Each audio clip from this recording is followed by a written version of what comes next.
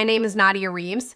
I'm 29 years old. And last Saturday night, my mother slid a legal folder across the kitchen table, looked me in the eye, and said, "We owe it to each other to do the right thing here." For 7 years, I believed that keeping my mouth shut was the most loving thing I could do for my family. 7 years of swallowing things that deserve to be said.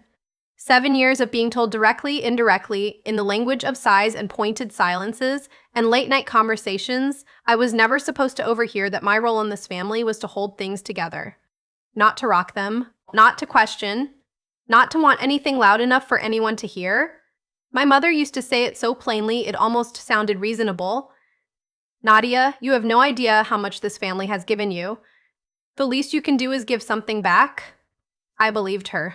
For longer than I should have. I genuinely believed her. Because the thing about being told you owe a debt from the time you're old enough to understand debt is that it becomes the lens through which you see everything.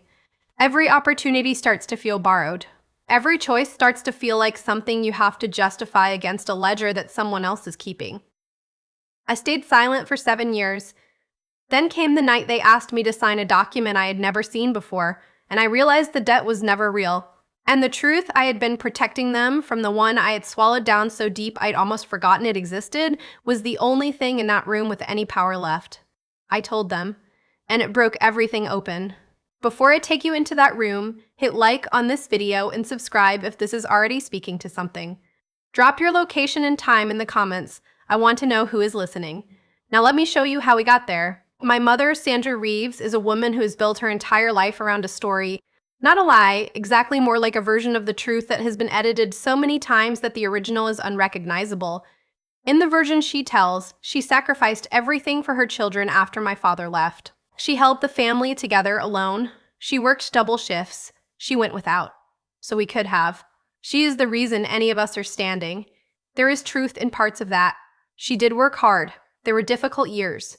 I don't want to flatten what was real. But there is a version of sacrifice that is freely given, and there is a version that is handed to you like an invoice. My mother's sacrifice always came with an invoice, and the oldest child is always the one who inherits the account. I have a brother named Marcus, 3 years younger than me, quick and charming, and the kind of person who can walk into a room with strangers and leave with 3 new friends and a dinner invitation. My mother has always described Marcus as sensitive, as someone who needed protecting. In practice, what that meant was that he needed protecting from consequences, and the buffer between Marcus and consequences was usually me. And then there's my sister Janelle, 6 years younger, the youngest, the one my mother called her heart out loud in front of all of us, as though the rest of us were something else. Janelle is not a bad person. I want to be careful here because none of this is really about Janelle, but she grew up knowing that her place in the family was secure in a way that mine never quite was. She never had to earn it. She just had it. That shapes a person in ways they don't always recognize from inside it. I was the one who had to earn it. Constantly, quietly, without acknowledgement. That's what my mother meant when she said I owed this family. She didn't mean it cruelly, I think. She meant that she needed me, and needing me felt to her like something I should be grateful for. I was 22 when I finally moved out of the house. Got a small apartment 40 minutes away, a job as an office administrator at a healthcare company, and for the first time in my life, a door I could close that belonged entirely to me. But you can't move 40 minutes away from a debt that lives inside your head. The distance changed the address of my life, but not the accounting. The calls continued. They evolved, actually, in complexity and emotional weight now that my mother had the phone as her primary medium. A good week was 3 calls. A hard week was 9. The content was consistent. Something was wrong. Something needed handling. Something was falling apart, and I was the person equipped to hold it. Marcus had money problems, which was not new. At 26, he had cycled through 4 jobs, a failed business selling custom merchandise that I had loaned him $2,000 to start, and a string of living situations that always seemed to end with him meeting somewhere to land for a few weeks. He landed at our mother's house with a frequency that would have embarrassed anyone who wasn't Marcus. Marcus was never embarrassed. Janelle, by her mid-20s, had become my mother's companion in a more total way than I had ever been. She lived nearby, came for dinner 3 times a week, went on errands with her on Sundays. She and my mother had the kind of closeness that I had spent my entire childhood trying to build, and that Janelle had simply walked into without trying. I had stopped being resentful of it and reached something closer to a sad understanding. Some distances are too old to close. I had my own life 40 minutes away, a promotion, a small circle of friends, a relationship with a man named Garrett, who was steady in the ways I had not grown up around steadiness, and who, after 2 years together, had asked me a question I couldn't quite answer yet. He asked, "Why do you look guilty when your phone rings?" I didn't have a clean answer for him. The closest I could get was because I've been told that what they need is my fault if I don't fix it, and some part of me still believes that, even though another part of me knows it isn't true. Those two parts are still working it out. He was patient with that answer. He shouldn't had to be, but he was. The specific thing that set this story in motion happened on a Tuesday in March, in the 3rd year after I'd moved out. I got a call from my mother, not unusual, but something in her voice was different. Compressed, like she was holding air in her chest and speaking around it. She said, "I need you to come this weekend, all 3 of you. We need to have a family meeting." Family meetings in our house had a history. The last time my mother had called one, Marcus had gotten into debt with someone he shouldn't have, and the meeting ended with me writing a check. The time before that, there had been a health scare that turned out to be minor, but consumed 6 weeks of my emotional reserves while it resolved itself. I said I'd come. I called Marcus, who said, "Yeah." She called me too, and I don't know what it's about, but I hope it's short because I have plans.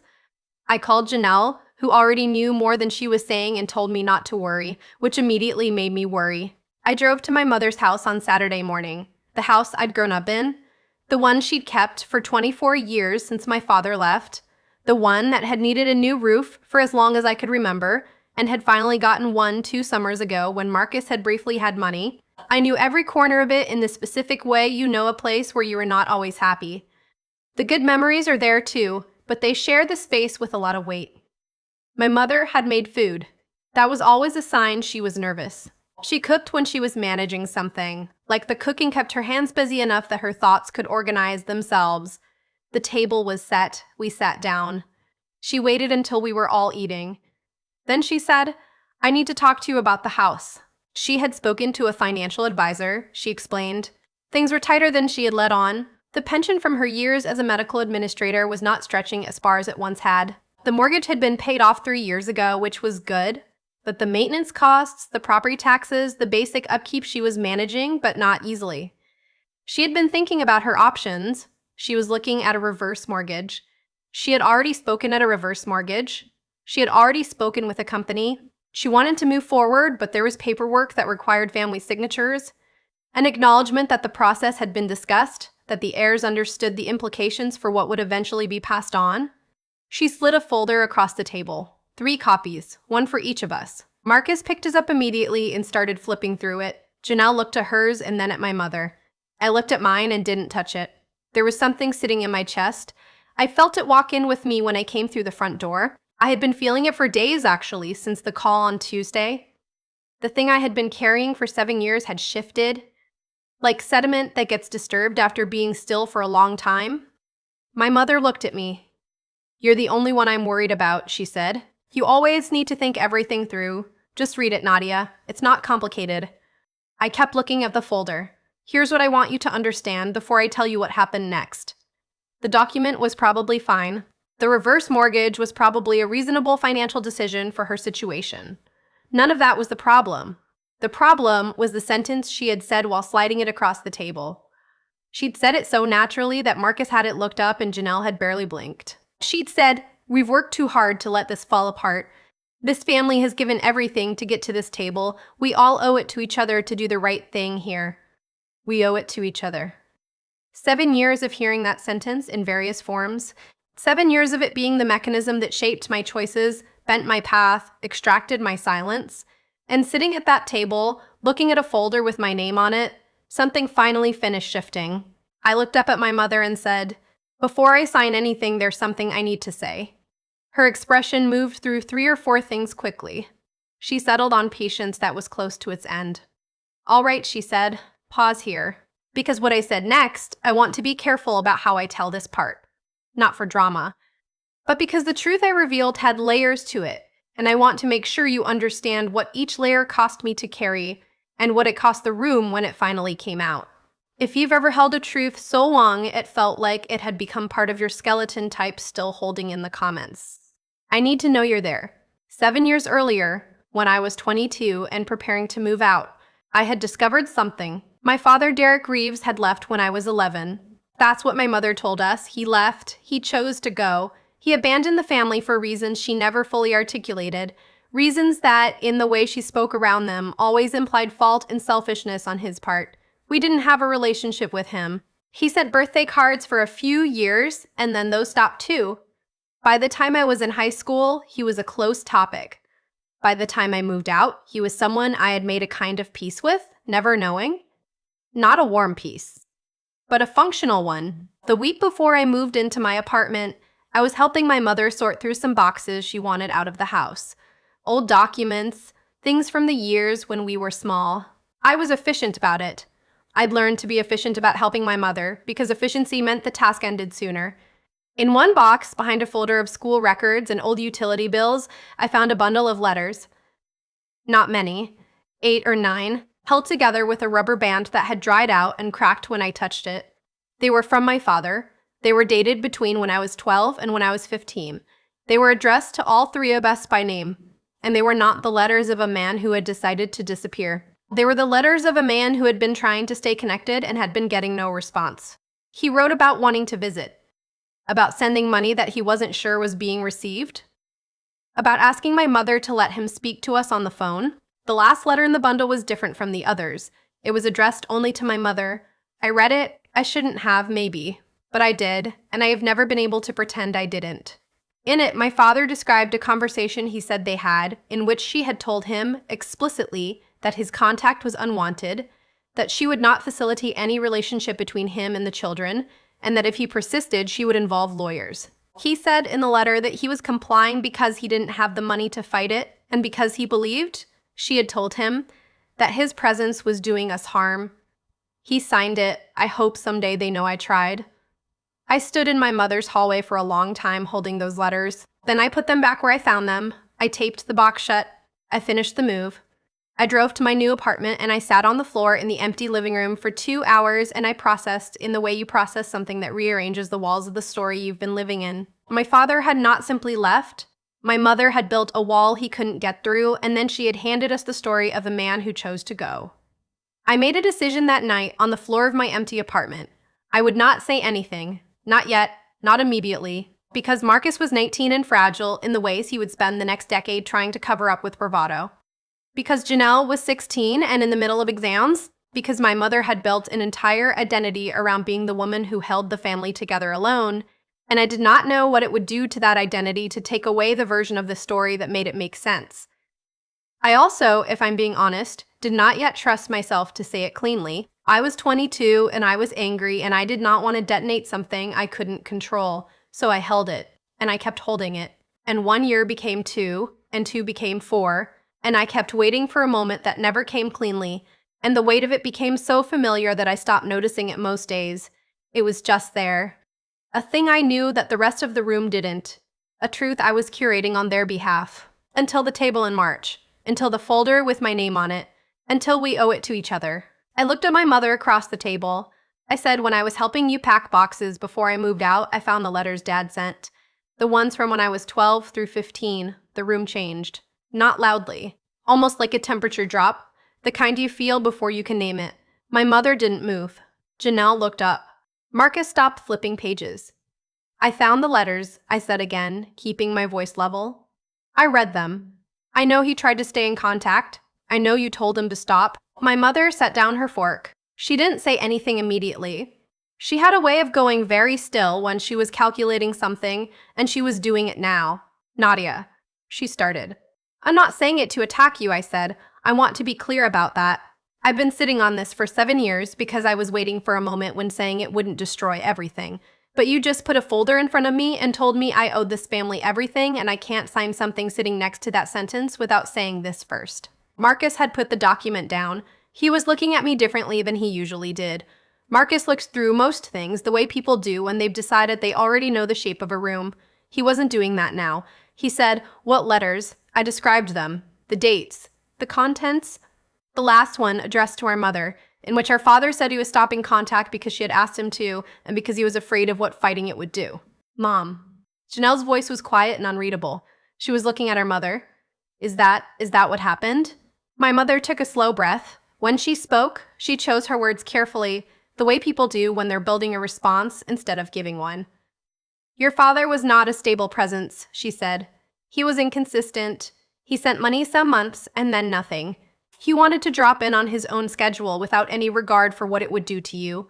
I made a decision as your mother. It was not easy. I was protecting you. From what? Marcus asked. The question came out almost before he finished the thought, and it wasn't hostile, just raw. The way things come out when something you thought was solid turns out to be built differently than you believed. My mother looked at him, from the confusion of a father who couldn't be relied on. He said he wanted to visit, I said. He said he was sending money he wasn't sure was being received. My mother's jaw tightened. It's more complicated than a few letters, Nadia. I know. I'm sure it is. I'm not giving you a verdict. I'm telling you what I found and what I've been carrying, because you've spent years telling me I owe this family. And what I've never been able to say back is that this family has also been carrying something that wasn't true, and I think you know that. The silence that followed was the kind that happens when the air has to redistribute itself after something large has moved through it. My mother got up from the table. She walked into the kitchen. She didn't storm. She didn't cry. Not in front of us. She just walked the way she did when she needed to be somewhere she wasn't being watched. Janelle and Marcus and I sat at the table with 3 unsigned folders and the remains of a meal. Janelle spoke first. She said, "How long have you known?" 7 years. She was quiet for a moment. Then why didn't you say anything? Because I didn't know what it would do. I looked at her. I know how old you were. I know what it would have hit back then. And you. She looked up. You were in the middle of becoming who you are. I didn't want to hand you a grenade while you were still figuring out your hands. She looked at me for a long time. Then she said something I have thought about almost every day since. She said, "You've been protecting us from this whole time? While Mom was telling you that you owed us everything." That's when something I hadn't realized was there cracked open. Not loudly, just let go. Like something that had been braced for so long it had forgotten the original reason. Marcus was staring at the table. He said, and this mattered, because Marcus rarely said things that cost him anything. He said, "I should have been easier on you. Over the years, I gave you so much of my mess to deal with. I didn't think about what you were already holding." That was the most Marcus had ever said about what he'd taken from me. It was not an apology for everything, but it was real. We sat there for a long time. The food went cold. No one signed anything. My mother came back to the table after a while. She sat down. She looked older in that moment than I had ever seen her, and I felt the complicated pull of loving someone whose choices have hurt you the way guilt and grief and protection can all exist in the same breath. She said, "I made the decision I thought was right. I still believe some of what I was protecting you from was real." But she stopped. She pressed her lips together. "But I made a decision that wasn't mine alone to make. And then I carried it for 24 years without ever thinking it would come up." That's as close as my mother has ever come to that kind of admission. I don't know if more will come. I'm trying to be honest with myself about not needing it to come faster than she can give it. I said, "I don't need to go back and resolve everything that happened. I just needed you to know that I know. And I needed to stop sitting at this table with a debt you've described as everything I owe, when the accounting was never complete." She looked at me for a long time. She didn't say the word sorry. She said, "You were always carrying more than I asked you to, weren't you?"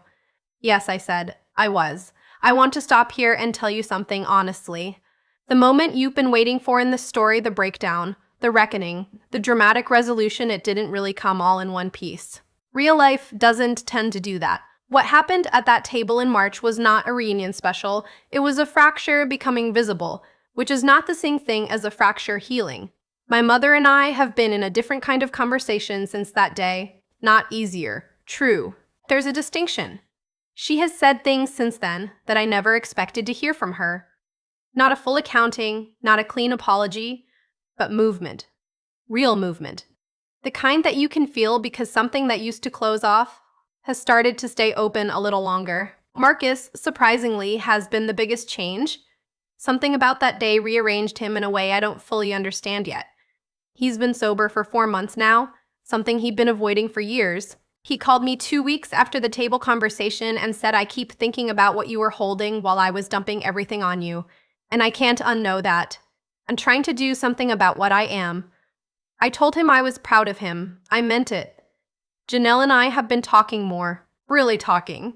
The gap between us, the one I thought was permanent, built from years of her being the chosen one and me being the indebted one, has turned out to be more navigable than I believed.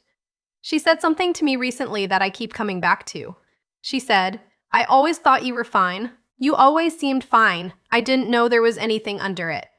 That's the cost of staying silent too well. People assume the silence is peace. I found my father. I want to tell you this part carefully. It took me 3 weeks after the table to decide I wanted to try. Garrett helped me. Not by telling me what to do, he never does that, but by sitting with me while I worked through whether I was ready and what I actually wanted and what I could hold if it went badly. I found my father through a combination of social media and a mutual connection from my mother's side of the family, who I suspected had stayed in closer contact with him than anyone let on. His name was Derek Reeves. He's 61, he lives in Memphis. He remarried in 2004 and has 2 younger children, a boy and a girl who I don't know what to call yet. I sent him the message. Short, I told him my name. I told him I was his daughter. I told him I had found the letters and that I understood more than I had before, and that I wasn't writing to assign blame or demand anything, but I wanted to know if he was open to talking. He responded within 2 hours. The message was long. I won't share all of it, but the part I'll tell you is this. He said, "I wondered for years if you would ever reach out. I stopped letting myself hope after a while, because hoping for something that doesn't come is its own kind of injury. But I never stopped thinking about you. About all 3 of you. We've had 2 video calls since then. They're not easy. There are silences where neither of us knows the words yet, and a kind of careful attention we both bring to the conversation, the way you might move through a room where the floor has weak spots you haven't mapped yet. But we're in it. We're in the beginning of something that took 20 years of separation and 7 years of my silence to get to. I don't know what it becomes. I'm trying to hold it without deciding in advance what shape it should take. What didn't get signed, by the way, the reverse mortgage paperwork, that's Saturday. Nobody signed anything. But over the following weeks, my mother and I had the first real conversation we'd ever had about her finances, her fears, and what she actually needed. Turned out the reverse mortgage was one of 3 options she hadn't been comparing equally because the advisor had a particular preference. Garrett, who works in financial services, helped us look at all 3. My mother ended up choosing a different path, a refinancing option that better served her situation, and we did it together, as a family, with everyone at the table and everyone informed. That's a small thing compared to everything else, but it's also the whole thing in miniature. Information shared. Options real. Decisions made with everyone in the room. That's what I had been wanting for years without knowing exactly how to name it. Let me close with this. My mother told me I owed this family everything, and for 7 years I tried to pay a debt I hadn't incurred with a silence that cost me more than I knew. I am not the only person who has lived inside a story someone else wrote. I am not the only eldest daughter who became the load-bearing wall of a family without being asked. I am not the only person who has carried a truth longer than it should have been carried because the timing was never clean enough to let it out. If any of that is you right now, if you have something sitting in your chest that you've been holding because the moment hasn't come, because the people aren't ready, because you are afraid of what the room becomes when the air changes, I want to say something to you directly. The moment is almost never going to arrive wrapped the way you hoped. It didn't for me. It arrived at a table with a folder I hadn't asked for and a sentence about debt that finally crossed something in me. The moment came messy and unplanned and not at all the way I'd rehearsed it. But it came, and the room did change. And the things that broke were things that had already been broken. I just finally let the light into the cracks. Silence is sometimes wisdom. I said that earlier and I meant it. But silence stops being wisdom the moment it becomes a wall you're living inside of. And only you know when that crossover has happened. What I owe this family is myself. Clear-eyed, present, honest. Not a buffer. Not a keeper of other people's secrets. Not someone so busy paying a debt that she forgot to ask whether she actually owed it. The truth I revealed broke things apart, yes. But what it broke was the version of things that couldn't hold anymore. What's being built in the space slowly, imperfectly, with everyone's hands now in it, is something that might actually last. That, I think, is worth what it cost. If this story found you tonight, if you are the oldest or the quiet one, or the one everyone assumes is fine, I see you. Drop something in the comments. Tell me what you've been holding. Tell me what you owe and who told you that you owed it. I read every single comment. And if someone you love needs to hear that they are not in debt for existing in their own family, share this with them. You might be the reason they let themselves exhale tonight. Thank you for being here. I'll see you in the next one.